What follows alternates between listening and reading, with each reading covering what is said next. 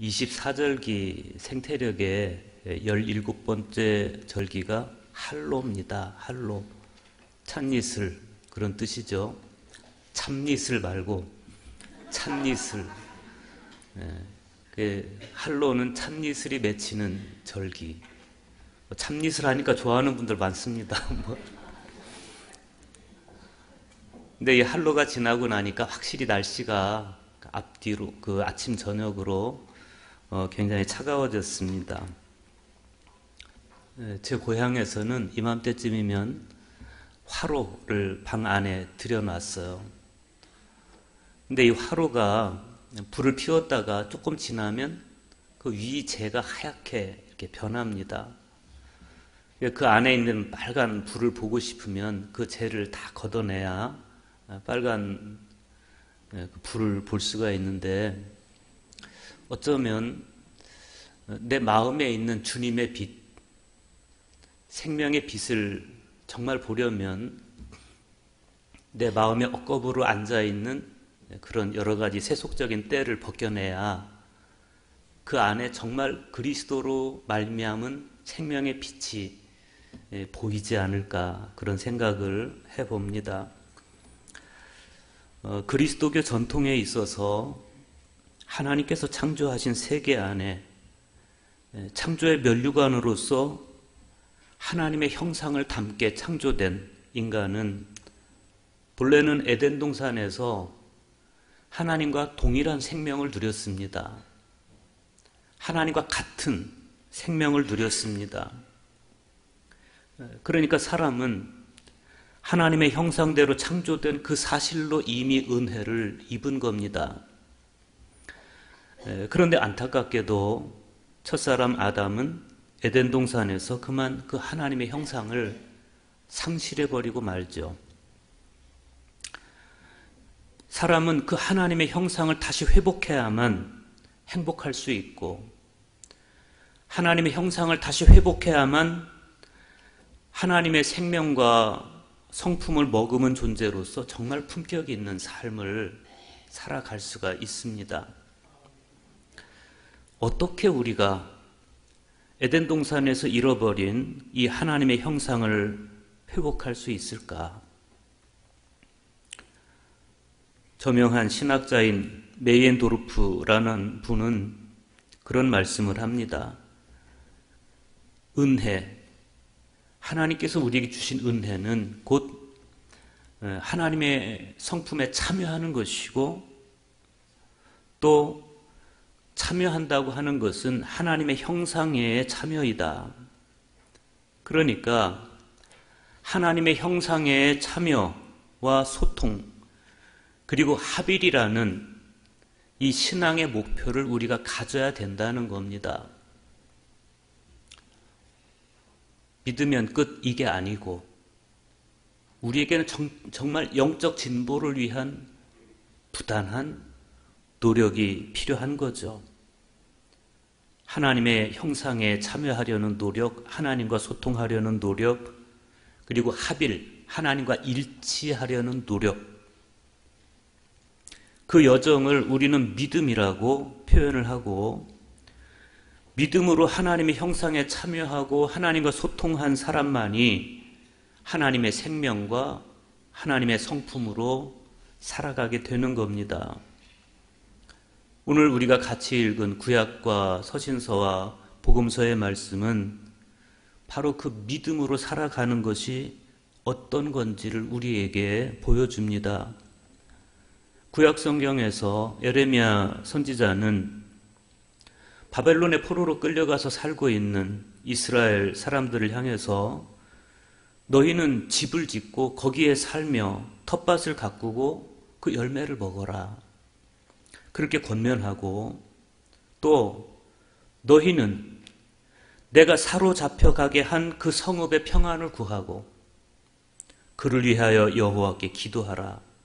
이는 그 성읍이 평안함으로 너희도 평안할 것임이니라. 이렇게 말씀합니다. 이스라엘이 바벨론의 포로로 끌려간 건 하나님의 징계였습니다. 그 징계를 겸허하게 받아들여서 순종할 뿐만 아니라 70년간의 수형 기간 동안 정착하는 것에 최선을 다하고 그러면서도 신자가 마땅히 해야 할 기도를 게을리하지 말아라. 그런 말씀이죠.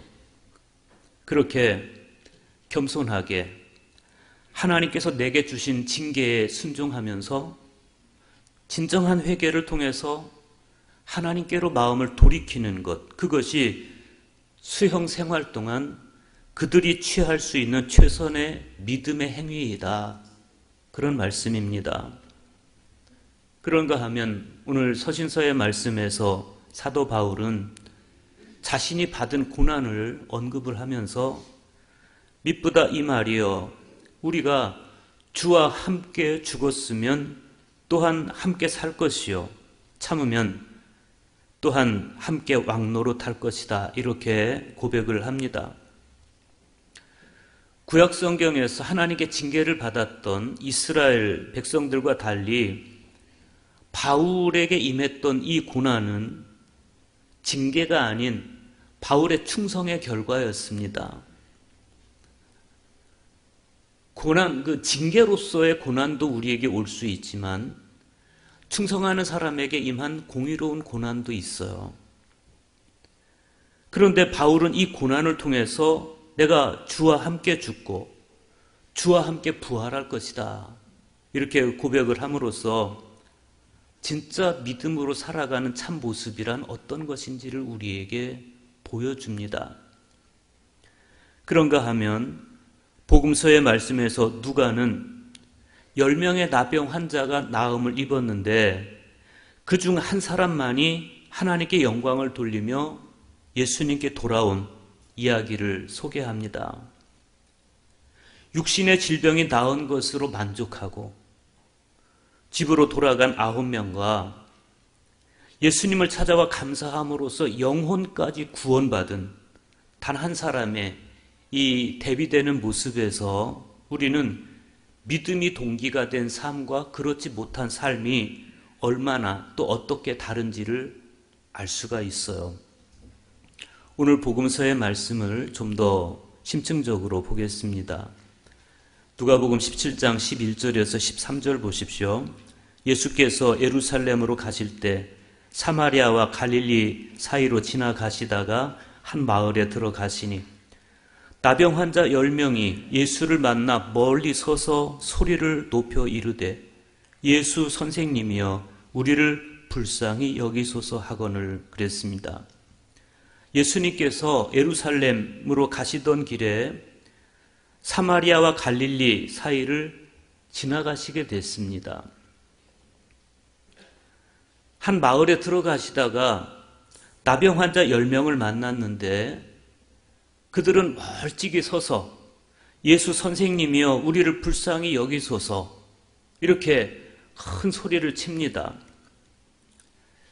우리나라에서 한센병이라고 부르는 이 나병은 몸속 그 세균들의 활동 때문에 눈썹이 빠지고 또 콧등에 결절이 생기고 피부에 반점이 생기고 그 반점이 점점 짙어지면서 피부가 골마 들어가고 썩어 들어가는 그런 질병입니다. 신학자들에 따라서는 이 성경에 나오는 나병이 오늘날 한센병과 다른 그냥 피부병이다 이렇게 말하는 분들도 있어요. 하여튼 이 병은 다른 사람들에게 혐오감을 주기도 하고 또 전염성이 있어서 이 사람들은 가정으로부터 또 사회로부터 격리될 수밖에 없었습니다. 가끔 필요한 것이 있어서 마을로 내려오더라도 그들은 절대 율법에 따라서 다른 사람들과 접촉되면 안 됐습니다. 그래서 오늘 말씀에도 보면 예수님께로 가까이 오지 못하고 멀리 서서 예수 선생님이여 우리를 불쌍히 여기소서 이렇게 외치는 거예요. 그런데 예수님의 모습을 잘 봐야 됩니다. 예수님께서는 이 사람들을 바로 치료해 주실 수도 있는데 치료해 주시지 않고 제사장에게 가서 몸을 보여라 이렇게 말씀을 하세요. 사실 예수님의 이 말씀은 그들이 믿음이 없으면 순종할 수 없는 말씀입니다. 제사장은 병을 치료해 주는 사람이 아닙니다. 치료된 사람이, 이미 회복된 사람이 제사장에게 가서 제 나병이 나았습니다. 그러면 제사장이 확인해 보고 우슬초와 또 새 피를 뿌려서 정결례를 치러주고 이 사람은 나았다 이렇게 선포해 주는 사람이 제사장이지, 제사장에게 가서 몸을 치료받아라 이런 이야기가 아니에요. 근데 이 사람들은 낫지가 않았어요. 아직 나병 환자 그대로입니다. 그런데 예수님께서 제사장에게 가라고 하시면, 아니 몸이 나아야 가지요. 나아야 가서 나았다고 보여주지요. 이렇게 말할 수 있는데 안 나았어요. 그런데 오늘 말씀을 보면 이들이 갔다고 그래요. 10명 모두가 예수님 말씀에 순종한 걸 보면 이 10명 모두에게는 믿음이 있었다는 걸 알 수가 있어요. 그런데 이어지는 상황을 보면 물을 떠다가 항아리로 가는 도중에 물이 포도주로 변하듯이 이렇게 말해요. 그들이 가다가 깨끗함을 받은지라. 이들은 가다가 깨끗함을 받아요. 여러분, 말씀에 순종한 대가가 얼마나 눈이 부십니까? 제사장에게로 가는 길에 그 도중에 이 사람들이 치료가 됐습니다. 나병이 나은 걸 알게 됩니다. 만약에 여러분 같으면 평생 이 나병 때문에 고통받았는데 이 나병이 나았다. 그러면 여러분 같으면 어떻게 하겠습니까? 아마 저 같으면 당장 집으로 달려가서 가족들에게 먼저 보일 것 같아요. 그런데 이 사람들도 그렇게 했던 것 같아요. 여러분, 정말 중요한 건 뭐냐면 이 사람들이 병이 나은 것 정말 중요한 일입니다. 얼마나 감격스러운 일입니까? 그런데 그 이후의 상황이 더 중요합니다. 15절과 16절 보세요. 그 중에 한 사람이 자기가 나은 것을 보고 큰 소리로 하나님께 영광을 돌리며 돌아와 예수의 발 아래 엎드려 감사하니 그는 사마리아 사람이라. 이 이야기는 사복음서 중에서 오직 이 누가복음에만 기록이 되어 있어요. 우리는 이 말씀을 읽으면서 누가가 보여주는 아주 특별한 시선 하나를 만나게 됩니다. 누가는 사마리아인들에 대해서 아주 호감을 가지고 있었던 것 같습니다. 이어지는 말씀으로 미루어 볼 때 함께 치료를 받은, 함께 나병을 치료받은 9명은 유대인들이었어요. 그런데 그들 중에서 아무도 하나님께 영광을 돌리지 않는 그런 모습을 볼 수가 있고, 반면에 이 사마리아 사람, 딱 한 사람만 예수님께 와서 예수님께로부터 하나님의 현존을 보고 하나님께 영광을 돌리면서 예수님께 돌아오는 그런 모습을 볼 수가 있습니다. 누가가 사마리아 사람들에 대한 유대인의 편견을 꺾으려고 얼마나 노력했는지 우리가 성경 곳곳에서 보는데 선한 사마리아인의 비유를 통해서도 알 수가 있어요. 제사장도 강도 만나 쓰러진 사람 보고 그냥 지나가고 레위 사람도 그냥 지나가. 그들 다 유대인들 아닙니까? 다 지나가는데 사마리아 사람이 그 강도 만나 쓰러진 사람을 보고 가까이 가서 상처를 치료해주고 여관에 데려가서 보호해주는, 그러면서 너희도 이와 같이 하라. 그러면 구원받을 것이다. 이렇게 말씀하시죠. 사마리아 사람들이 가지고 있는 믿음을 소중히 여겨주는 건데, 그런데 이때 예수님께서 뭐라고 말씀을 하십니까? 17절과 18절 보십시오. 10사람이 다 깨끗함을 받지 아니하였느냐? 그 9은 어디 있느냐? 이 이방인 외에는 하나님께 영광을 돌리러 온 자가 없느냐? 이렇게 물으세요. 그리고 이어지는 말씀 보십시오. 일어나라, 내 믿음이 너를 구원하였느니라. 우리가 이 말씀을 통해서 깨닫는 게 있습니다. 9명의 문둥병자는 육체만 고침을 받았지만 사마리아 사람은 육체뿐만 아니라 영혼까지 치유를 받고 전 존재가 구원을 받는 그런 모습을 보여줍니다. 그들 간에 결정적인 차이가 하나가 있습니다. 누가는 그 차이를 돌아와라는 단어에서 찾고 있어요. 15절에 돌아와라는 단어가 있죠.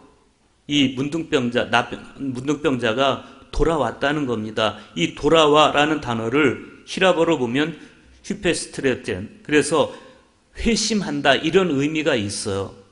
그러니까 사마리아 사람이 다시 돌아왔다는 것은 그 사람이 자기 병이 나았을 때 그때 저 예수님이 하나님이었구나, 그걸 깨닫고 그때 회심하고 예수님께로 돌아왔다, 이런 뜻입니다.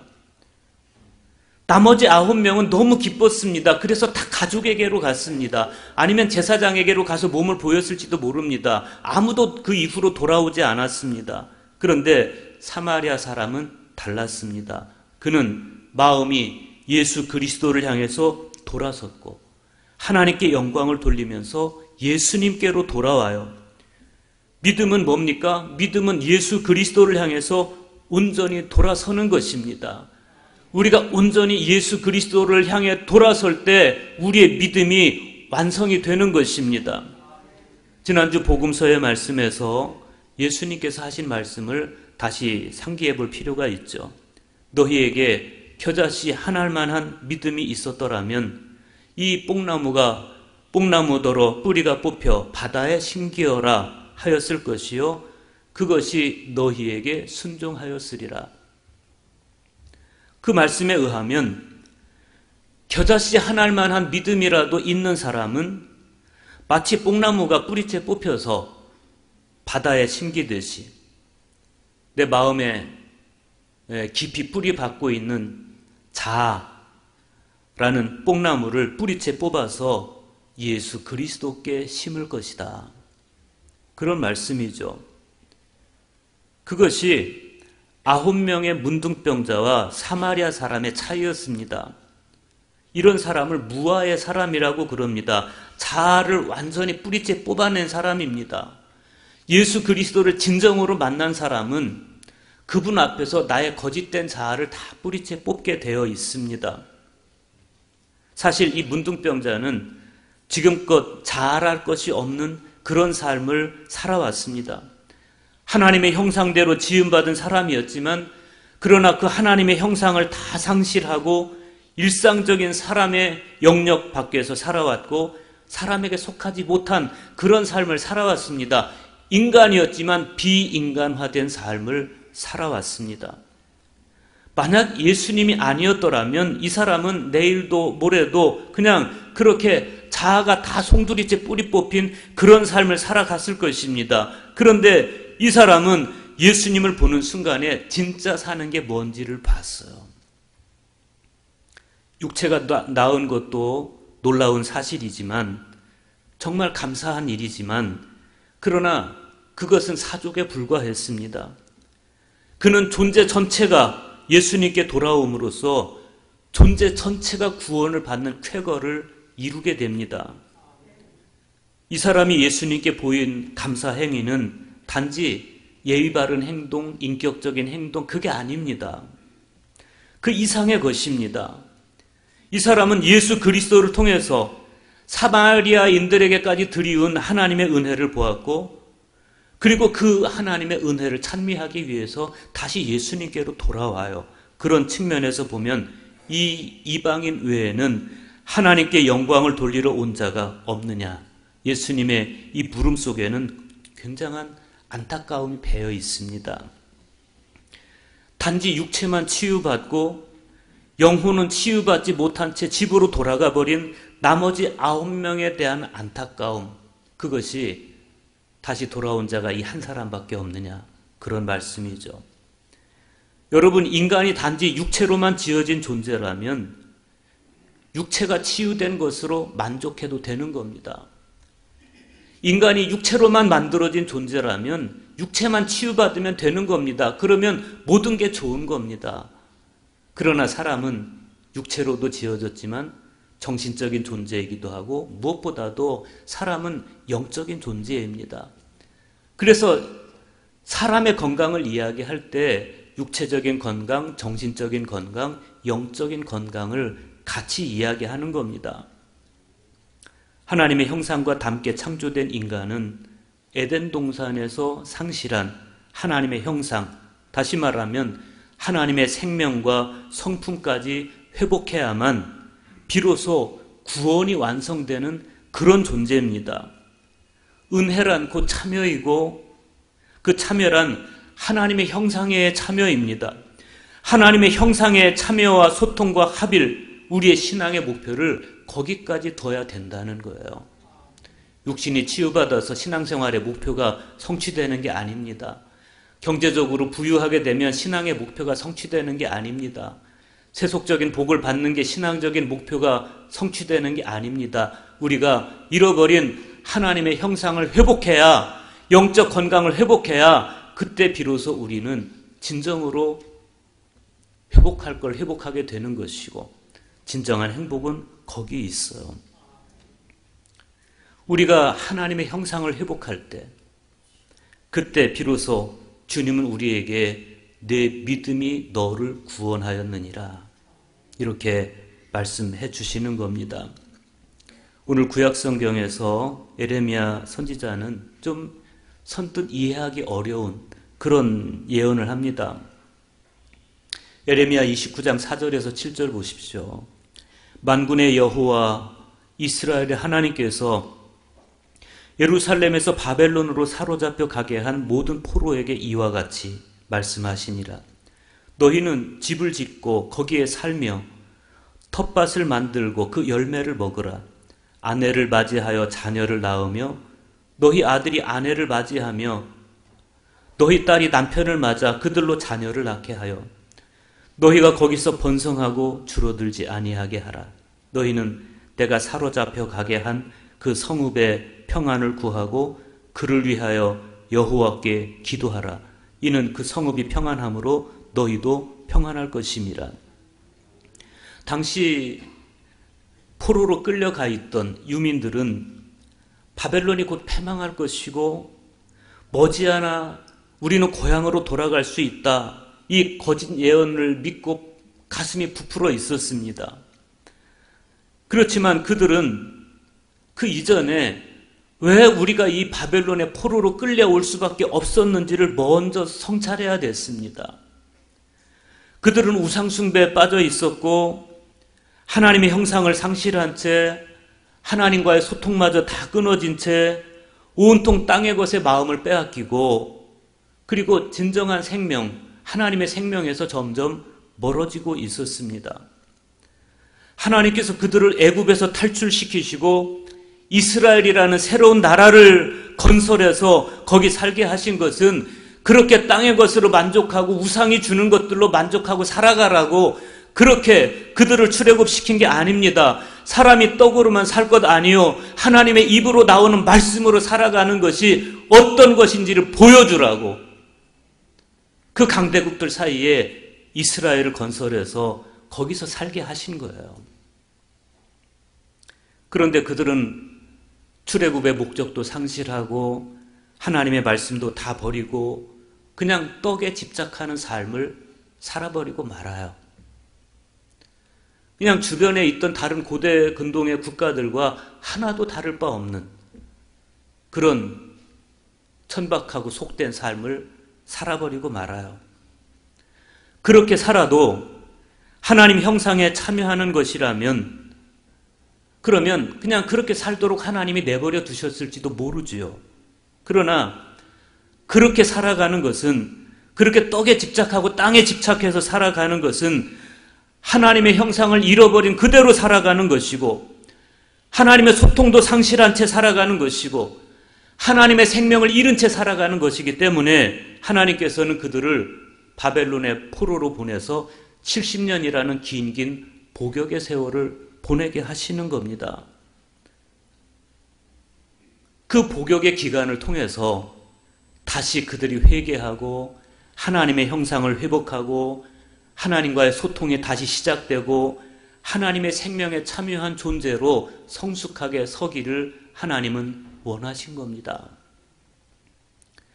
그래서 그들에게 주어진 70년은 그들이 엎드려서 회개해야 할 70년이었고 거짓 자아가 뿌리째 뽑혀서 다시 심겨야 되는 70년이었습니다. 회개하지 않고 복을 받을 수 있다는 건 사탄의 달콤한 유혹입니다. 회개가 없으면 우리는 결코 하나님의 생명을 회복할 수도 없고 하나님의 형상을 회복할 수 없습니다. 그래서 그들은 하나님께서 주신 복역의 기간을 견뎌야만 됐습니다. 그들은 하나님께서 복역 기간으로 정하신 70년 동안 하나님의 선민으로서의 어설픈 자존심 따위는 다 버려야 됐고, 그리고 포로로 끌려간 자로서 정착하는 것에 최선을 다하고 하나님께서 정하신 정하신 때와 기한이 다 찰 때까지 사람이 마땅히 해야 할 일들과 또 생산하는 일, 또 신자가 마땅히 해야 할 기도를 게을리하지 말아야 됐습니다. 그렇게 겸손하게 하나님께서 주신 징계에 순종하고 진정한 회개를 통해서 하나님께로 마음을 돌이키면, 그러면 하나님은 다시 그들에게 하나님의 형상을 회복시켜 주시고 다시 그들을 고향으로 돌려보내 주실 거예요.